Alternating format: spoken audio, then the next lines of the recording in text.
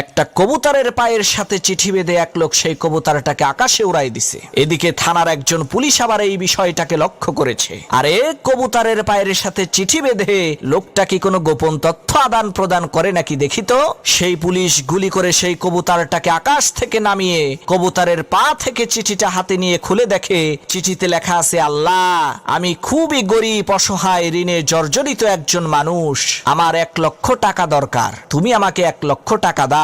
তুমি তো আকাশে থাকো, এই কারণে এই কবুতরের মাধ্যমে তোমার কাছে চিঠিটা পাঠাইলাম। চিঠিটা পড়ে সেই পুলিশের মনে অনেক দয়া হলো। সে যখন তার থানার অন্যান্য সমস্ত পুলিশের কাছে এই বিষয়টাকে খুলে বলল, তখন থানার সমস্ত পুলিশেরা মিলে পরামর্শ করে সিদ্ধান্ত নিল তারা তাদের বেতনের টাকা থেকে কিছু টাকা দিয়ে সেই অসহায় লোকটাকে সাহায্য করবে। তো থানার সকল পুলিশের কাছ থেকে চাঁদা তোলা হলো।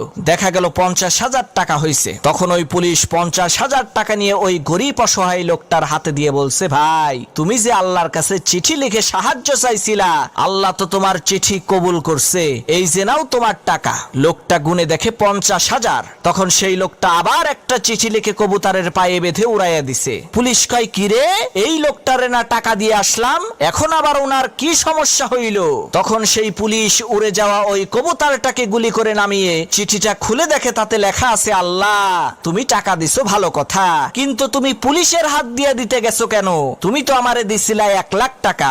এর মধ্য থেকে এই শালা ঘুষখোর পুলিশ আমার 50,000 টাকা তো মেরে দিয়েছে।